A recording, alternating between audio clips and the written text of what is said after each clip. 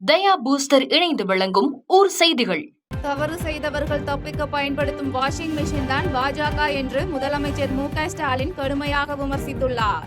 ராமநாதபுரத்தில் கள ஆய்வு மற்றும் பல்வேறு நலத்திட்ட உதவிகள் வழங்குவதற்காக முதலமைச்சர் மு.க. ஸ்டாலின் வருகை தந்தார். ராமநாதபுரம் அடுத்த பேராவூரில் நடைபெற்ற அரசு நிகழ்ச்சியில் கலந்து கொண்ட தமிழக முதலமைச்சர் மு.க. ஸ்டாலின் 738 கோடி ரூபாய் மதிப்பிலான புதிய கட்டுமான பணிகளுக்கு அடிக்கல் நாட்டுதல் மற்றும் கட்டி முடிக்கப்பட்ட பணிகளை துவக்கி வைத்தவுடன் 53,000 பயனாளிகளுக்கு நலத்திட்ட உதவிகளை வழங்கினார். பின்னர் மேடையில் பேசிய அவர், ராமநாதபுரம் நகராட்சியில் 4 வழி சாலை, 30 கோடி ரூபாய் செலவில் 6 வழி சாலை, திருவாடனை ஆர்.எஸ். மங்கலம் பகுதியில் 18 கோடி ரூபாய் மதிப்பீட்டில் 16 கண்மாய்கள் சீரமைப்பு உள்ளிட்ட 9 புதிய திட்டங்களை அறிவித்தார். மேலும் தொடர்ந்து பேசிய அவர், மணிப்பூர் கலவரம், கும்பமேளா மரணம், குஜராத் விபத்துக்கெல்லாம் குழு அமைக்காத பாஜக கரூருக்கு மட்டும் உடனே குழு அனுப்பி அரசியல் ஆதாயம் தேடி வருகிறது என விமர்சித்து பேசினார். இதனைத் தொடர்ந்து பேசிய அவர், யாருடையாவது ரத்தத்தை உறிஞ்சி உயிர் வாழும் ஒட்டுண்ணியாக இருக்கும் பாஜக தவறு செய்தவர்கள் அனைவரும் அடைக்கலமாகி தங்களின் தவறுகளில் இருந்து தப்பிக்கும் வாஷிங் மிஷினாக செயல்படுகிறது என கடுமையாக விமர்சித்து பேசினார். கரூர் துயர சம்பவம் நடந்த இடத்தில் இந்திய கம்யூனிஸ்ட் கட்சியின் அகில இந்திய பொதுச் செயலாளர் பேபி மற்றும் எம்பி சச்சிதானந்தம் உள்ளிட்டோர் ஆய்வு செய்தனர். மாநில நலன்களை புறக்கணிச்சு, மாநில உரிமைகளை பறிச்சு, இன்னும் சொல்லணும்னா மாநிலங்களே இருக்கக்கூடாது என்ற எண்ணத்தோடு செயல்படுகிற ஒன்றிய பாஜக கூட எதிர்கட்சியாக இருக்கக்கூடிய அதிமுகவும் கூட்டணி வச்சுக்கிட்டு அடிமை சாசனம் எழுதி கொடுத்த தலையாட்டி பொம்மையா இருக்காங்க. பாஜகவை அதிமுக ஆதரிப்பதற்கு ஏதாவது கொள்கை அடிப்படை இருக்கா? பொது காரணம் இருக்கா? மக்கள் நலன் அடிப்படையா ஏதாவது இருக்கா? குறைந்தபட்ச செயல் திட்டம் ஏதாவது இருக்கா? எந்த கோரிக்கையாவது முன் வச்சு கூட்டணி சேர்ந்திருக்கிறாங்களா? எதுவும் கிடையாது. தவறு செஞ்சவங்க அத்தனை பேரும் அடைக்கலமாகி தங்களுடைய தவறுகளிலிருந்து தப்பிப்பதற்காக வாஷிங் மிஷின் தான் பாஜக.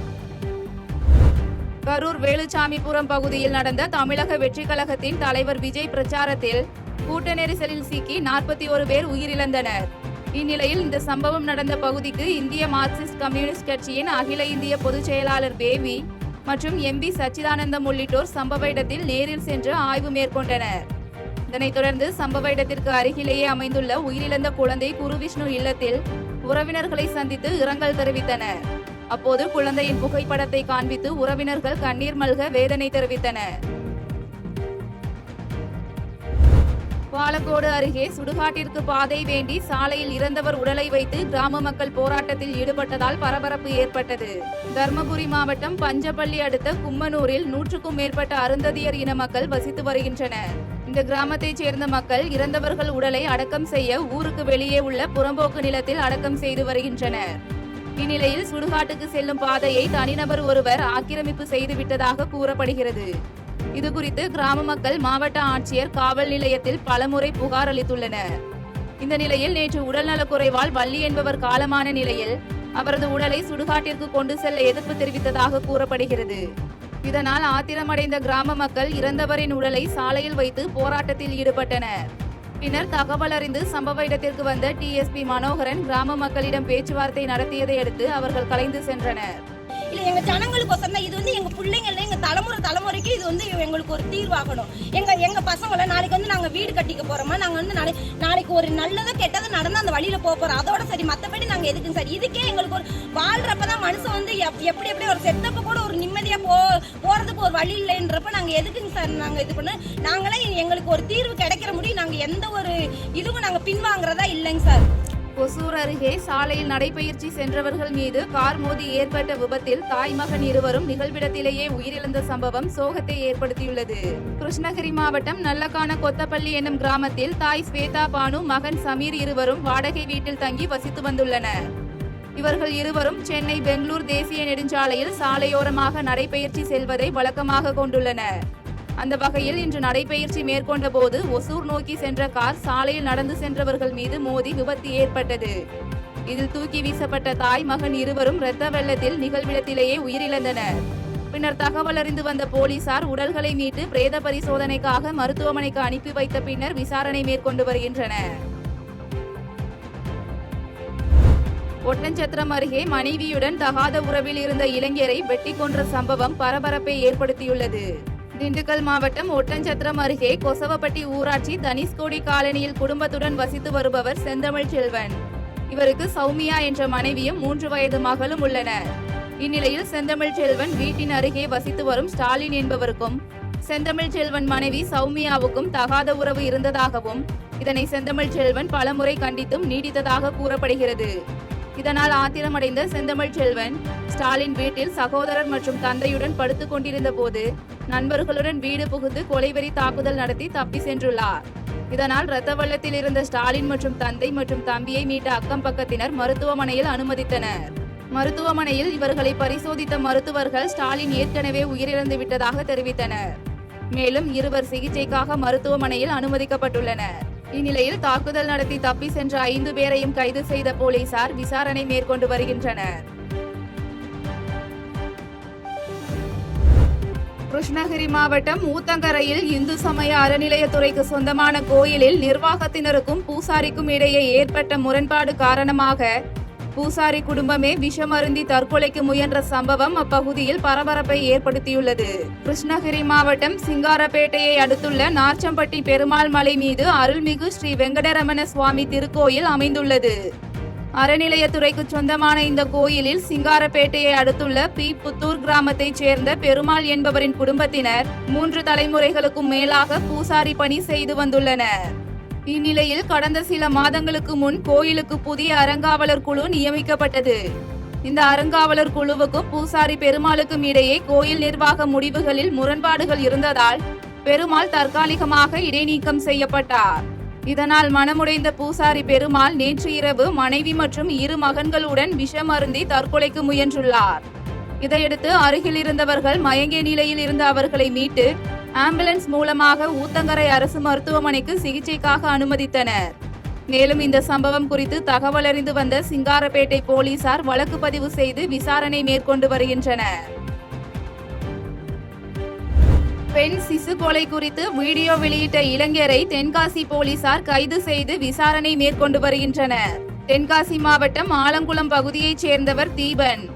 யூடியூபரான இவர் கடந்த சில தினங்களுக்கு முன்பு பெண்களை தாழ்த்தி பேசுகிறோம் என்ற பெயரில் பெண் சிசு கொலை குறித்து சர்ச்சைக்குரிய கருத்துக்களை தனது சமூக வலைதள பக்கங்களில் பதிவிட்டிருந்தார். இது தொடர்பான பிரச்சனை சமூக வலைதளங்களில் எழுந்த நிலையில் பாடகி சின்மயி உட்பட பலர் இதற்கு எதிர்ப்பு தெரிவித்து கருத்துக்களை பதிவிட்டிருந்தனர். இந்த நிலையில் இந்த பிரச்சனை தொடர்பாக தென்காசி மாவட்ட சைபர் கிரைம் போலீசார் வழக்கு பதிவு செய்து விசாரணை மேற்கொண்ட நிலையில் தற்போது தீபன் என்பவரை கைது செய்த போலீசார் விசாரணை மேற்கொண்டு வருகின்றனர். மேலும் இதுபோன்ற சமூக வலைதளங்களில் சர்ச்சைக்குரிய கருத்துக்களை தெரிவிக்கும் நபர்கள் மீது கடுமையான நடவடிக்கை எடுக்கப்படும் எனவும் காவல்துறை எச்சரிக்கை விடுத்துள்ளது.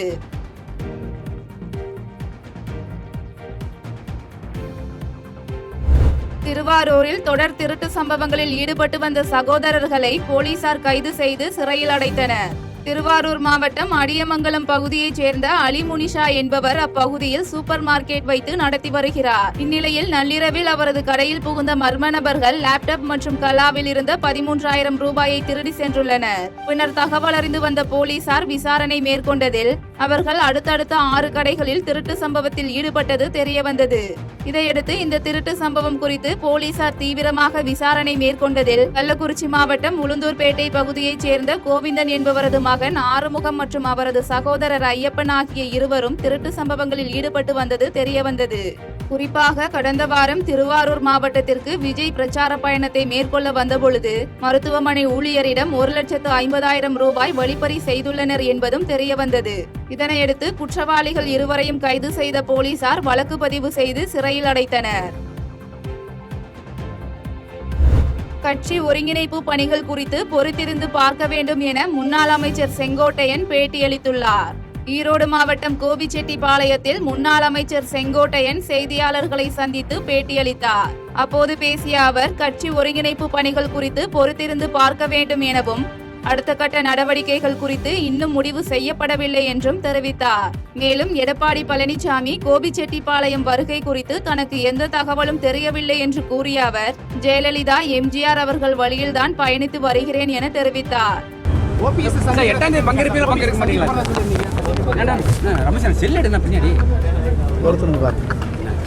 சார், இப்போ உங்க இதுலயே பாத்தீங்கன்னா வந்து தொடர்ந்து 1 மாதங்கள் ஆகுது.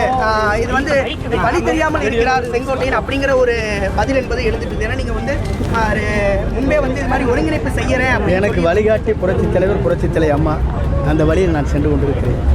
புதுக்கோட்டையில் 8வது புத்தக திருவிழாவை அமைச்சர்கள் ரகுபதி மற்றும் மெய்யநாதன் ஆகியோர் துவக்கி வைத்தனர். புதுக்கோட்டை மாவட்ட நிர்வாகம் மற்றும் தமிழ்நாடு அறிவியல் இயக்கம் இணைந்து நடத்தும் 8வது புத்தக திருவிழா நகர்மன்ற வளாகத்தில் இன்று முதல் 12ஆம் தேதி வரை 10 நாட்கள் நடைபெறுகிறது. இந்த புத்தக திருவிழாவை அமைச்சர்கள் ரகுபதி மற்றும் மெய்யநாதன் ஆகியோர் மாவட்ட ஆட்சியர் அருணா முன்னிலையில் திறந்து வைத்து பார்வையிட்டனர். பின்னர் கவிஞர் ஜிவி எழுதிய பட்டுக்கோட்டை தமிழின் பாட்டுக்கோட்டை என்ற நூலினை அமைச்சர்கள் வெளியிட, அதனை கந்தர்வக்கோட்டை சட்டமன்ற உறுப்பினர் சின்னத்துரை, மாநகராட்சி மேயர் திலகவதி ஆகியோர் பெற்றுக்கொண்டனர்.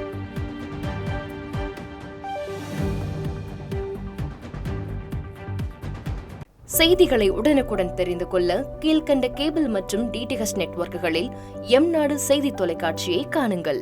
பாதகம் செய்பவரை கண்டால் நாம் பயம் கொள்ளலாகாது பாப்பா. மோதி மிதித்து விடு பாப்பா, அவர் முகத்தில் உமிழ்ந்து விடு பாப்பா. அண்மை செய்திகளை உடனுக்குடன் தெரிந்து கொள்ள இணைந்திருங்கள் எம்நாடு தொலைக்காட்சியுடன்.